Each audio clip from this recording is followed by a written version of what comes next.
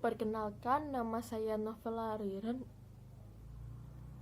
Saya dari kelas 3C Hukum Lingkungan. Kali ini saya akan menjelaskan tentang instrumen hukum lingkungan nasional, perencanaan dokumen lingkungan dan perizinan, yang terdiri dari subbab-subbab yaitu rencana perlindungan dan pengelolaan lingkungan hidup, kajian lingkungan hidup strategis, baku mutu lingkungan hidup, AMDAL dan UKL atau UPL, analisis resiko lingkungan, dan perizinan. Hak atas lingkungan hidup yang baik dan sehat merupakan hak asasi manusia yang tergolong hak sosial. Pengaturan hak atas lingkungan hidup yang baik dan sehat telah dijabarkan dalam bab sebelumnya, ditetapkan dalam beberapa konvensi dan undang-undang. Undang-undang itu adalah Undang-Undang Dasar Negara Republik Indonesia tahun 1945 dan Undang-Undang Nomor 32 tahun 2009 tentang pelindungan dan pengelolaan lingkungan hidup, yang selanjutnya disebut dengan UU PLH. Berdasarkan jenis dan tujuan tindak pemerintahan, maka tindakan pemerintahan yang perlu untuk mencapai perlindungan dan pengelolaan hidup antara lain: yang pertama, pembentukan peraturan perundang-undangan; yang kedua, melakukan kerjasama atau kontrak; yang ketiga, melakukan tindakan nyata; yang keempat, membentuk peraturan bersama; yang kelima, menetapkan keputusan khususnya perizinan; dan atau yang keenam, melakukan pengawasan dan penegakan hukum. Sekarang, kita akan masuk ke subbab yang pertama, yaitu Rencana Perlindungan dan Pengelolaan Lingkungan Hidup RPPLH dan Ekoregion. RPPLH adalah perencanaan tertulis yang memuat potensi masalah lingkungan hidup serta upaya perlindungan dan pengelolaan dalam kurun waktu tertentu. Sesuai dengan definisi tersebut, maka RPPLH merupakan tindakan pemerintah yang tergolong dalam tindakan perencanaan. Dengan demikian, RPPLH dibentuk dalam produk hukum berupa RPPLH nasional, dibentuk dalam peraturan pemerintah; RPPLH provinsi, dibentuk dalam peraturan daerah provinsi; dan RPPLH kabupaten atau kota, dibentuk dalam peraturan daerah kabupaten atau kota. Penyusunan RPPLH sebagai tindakan perencanaan terhadap perlindungan dan pengelolaan lingkungan hidup dapat dilakukan dengan 5 komponen dari proses yang dinamis dan interaktif untuk pengelolaan sumber daya alam dan perlindungan lingkungan hidup, yaitu inventarisasi, evaluasi, perencanaan, pengelolaan, dan pemantauan.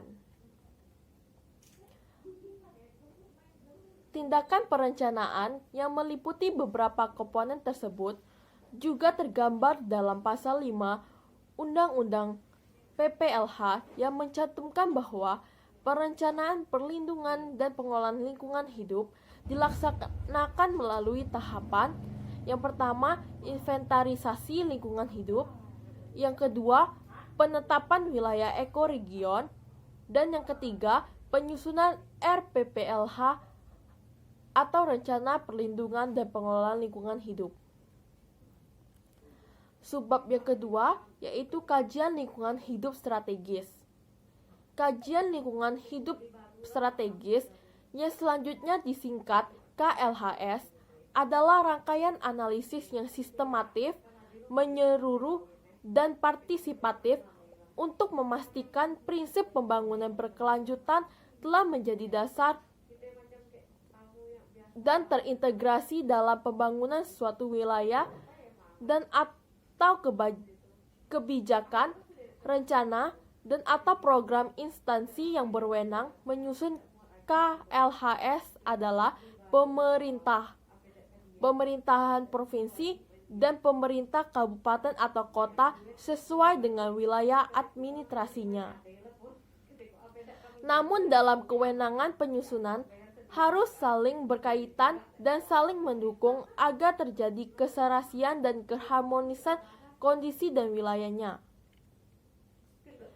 KLHS sebagai rangkaian analisis yang sistematis tentang potensi lingkungan hidup berisi tentang yang pertama, kapasitas daya dukung dan daya tampung lingkungan hidup untuk pembangunan. Yang kedua, perkiraan mengenai dampak dan risiko ke lingkungan hidup. Yang ketiga, kinerja layanan atau jasa ekosistem. Yang keempat, efisiensi pemanfaatan sumber daya alam. Yang kelima, tingkat kerentanan dan kapasitas adaptasi terhadap perubahan iklim dan tingkat ketahanan dan potensi keanekaragaman hayati. KHLS disusun sebagai dasar bagi pemerintahan dan atau pemerintah daerah dalam menyusun program pembangunan. Jika berdasarkan hasil KLHS dinyatakan bahwa daya dukung dan daya tampung sudah terlampaui, maka pemerintah dan atau pemerintahan daerah wajib memperbaiki sesuai dengan rekomendasi KHLS dan menghentikan segala usaha dan atau kegiatan yang telah melampaui daya dukung dan daya tampung.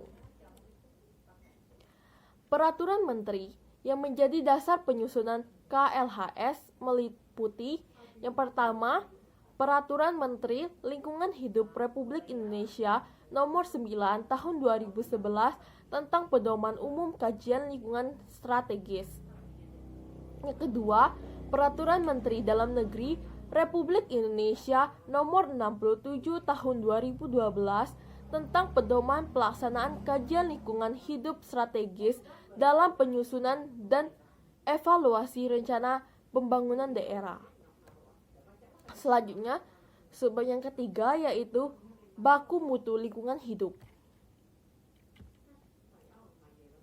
Baku mutu lingkungan hidup yang selanjutnya disingkat BMLH adalah ukuran batas atau kadar makhluk hidup, zat, energi, atau komponen yang ada atau harus ada dan atau unsur pencemaran yang tegang keberadaannya dalam suatu sumber daya tertentu sebagai suatu lingkungan hidup. Istilah BMLH dapat menimbulkan pengertian yang ambivalen. Banyak orang yang lebih sering menggunakan istilah nilai ambang batas.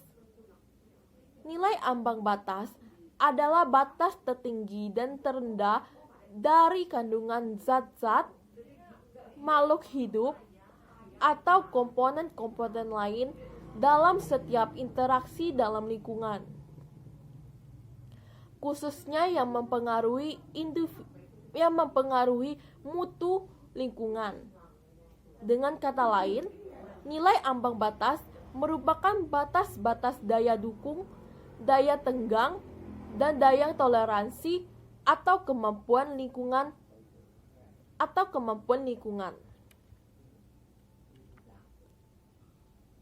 Berdasarkan pasal 20 ayat 1 Undang-Undang PPLH, BMLH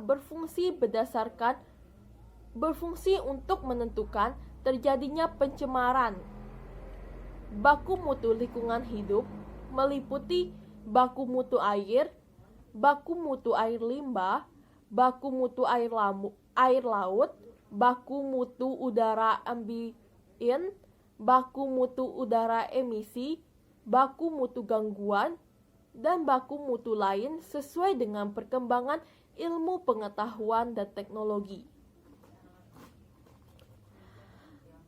Selanjutnya, subbab yang keempat yaitu AMDAL dan UKL atau UPL.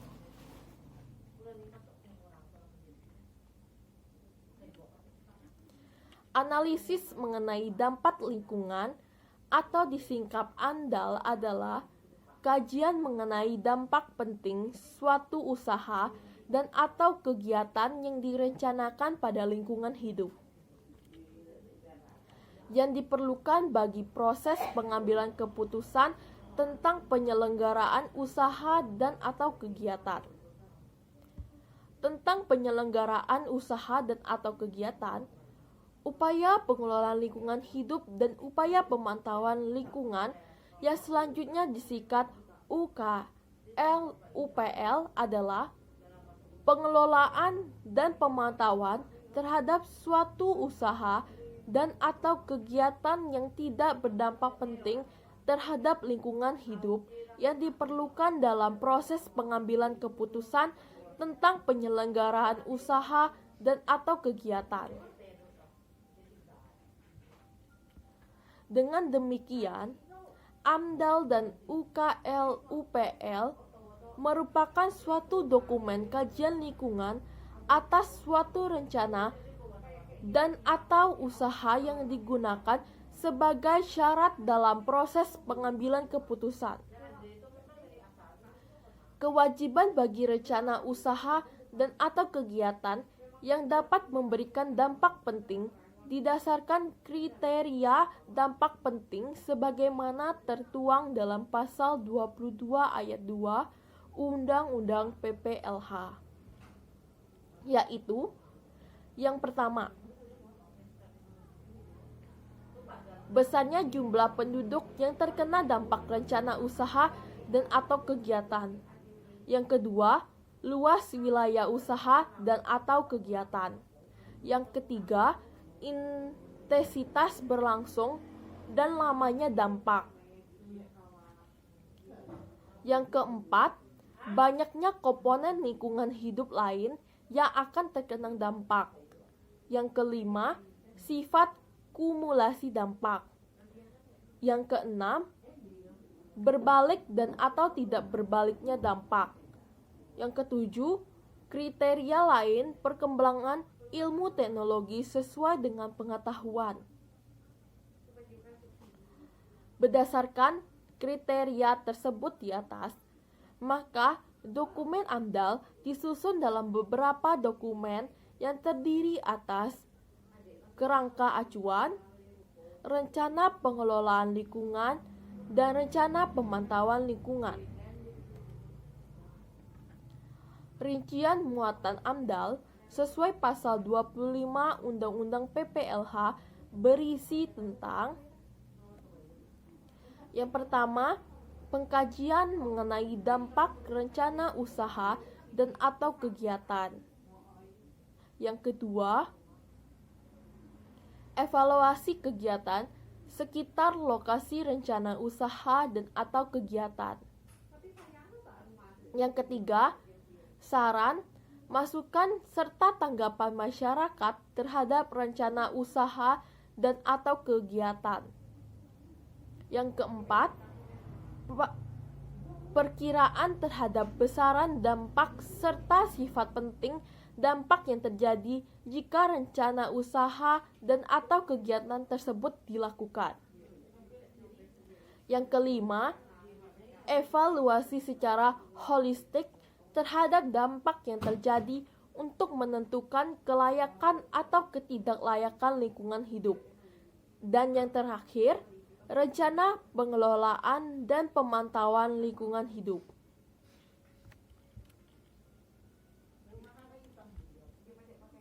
Selanjutnya, subbab yang kelima yaitu analisis resiko lingkungan.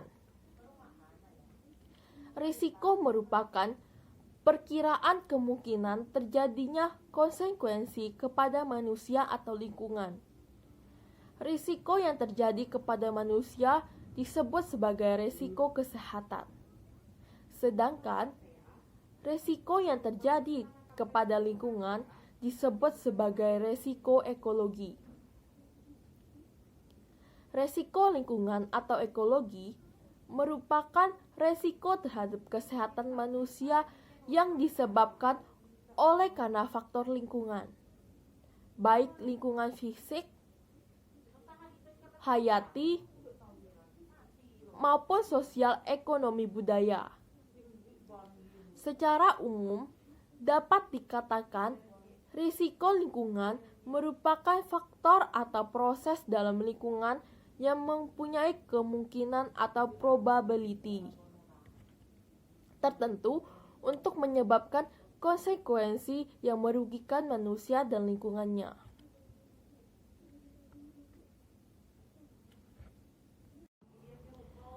Pada intinya, analisis risiko lingkungan adalah proses prediksi kemungkinan dampak negatif yang terjadi terhadap lingkungan sebagai akibat yang dari kegiatan tertentu. Penggunaan analisis risiko lingkungan ini akan mempermudah pihak manajemen kegiatan atau usaha dalam pengelolaan audit atau evaluasi yang menjadi patokan dalam penilaian ketaatan suatu usaha atau kegiatan. Pengaturan analisis risiko dalam Undang-Undang PPLH dilatar belakangi dengan adanya kelemahan dalam kewajiban memiliki AMDAL bagi rencana usaha dan atau kegiatan yang menimbulkan dampak penting terhadap manusia dan lingkungannya. Kelemahan dalam kewajiban memiliki AMDAL antara lain, AMDAL hanya merupakan suatu kajian perencanaan yang dalam pelaksananya sering tidak diikuti. AMDAL sering diterbitkan setelah perizinan keluar. Pengelolaan dan pemantauan yang dijadikan di AMDAL tidak dituangkan dalam kewajiban pemegang izin sebagai persyarat dan pembatasan bagi pemegang izin dalam pelaksanaan izin. Subbab yang terakhir yaitu perizinan lingkungan. Pelindungan dan pengelolaan lingkungan hidup merupakan realisasi kewajiban dari negara untuk memenuhi hak sosial masyarakat dalam memperoleh lingkungan hidup yang baik dan sehat, seperti tertuang dalam pasal 28 Undang-Undang Negara Republik Indonesia tahun 1945. Dengan adanya ketentuan tersebut dalam konstitusi, negara memiliki kewajiban untuk menjaga, menghargai, dan memenuhi. Sebagai kewajiban negara untuk memenuhi hak tersebut, maka pemerintah dan pemerintahan daerah sebagai pengurus negara memiliki tugas dan tanggung jawab untuk memenuhi hak atas lingkungan yang baik dan sehat.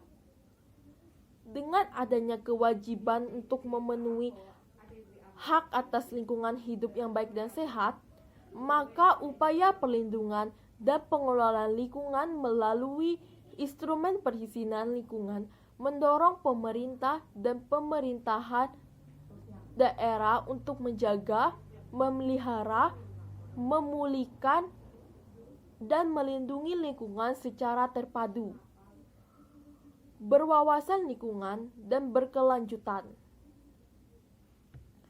Untuk mencapai tujuan itu, perlindungan dan pengelolaan lingkungan hidup harus didasarkan pada asas atau prinsip yang berpedoman pada asas perlindungan dan pengelolaan lingkungan hidup seperti diatur dalam pasal 2 Undang-Undang Nomor 32 Tahun 2009 tentang UU PLH.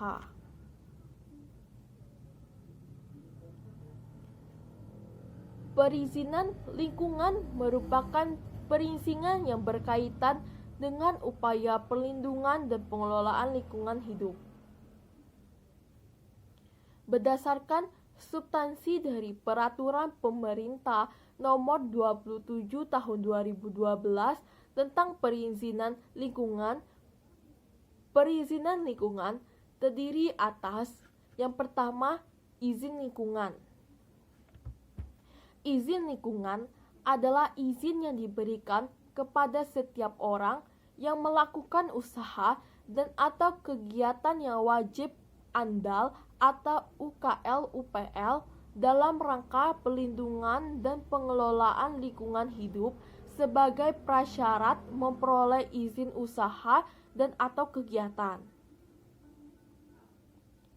Yang kedua, izin perlindungan dan pengelolaan lingkungan hidup atau izin PPLH. Izin PPLH ini terdiri atas beberapa perizinan di bidang pengelolaan lingkungan dan menjadi syarat perizinan yang harus dimiliki oleh pelaku usaha dan tercantum dalam izin lingkungan. Misalnya, izin pembuangan air limbah, izin pengelolaan limbah bahan berbahaya dan beracun.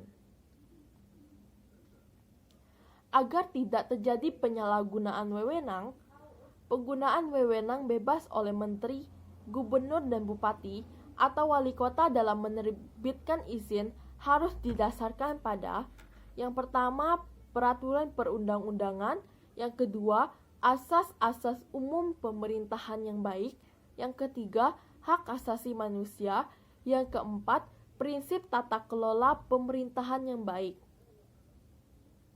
Demikianlah penjelasan dari saya. Sekian dan terima kasih.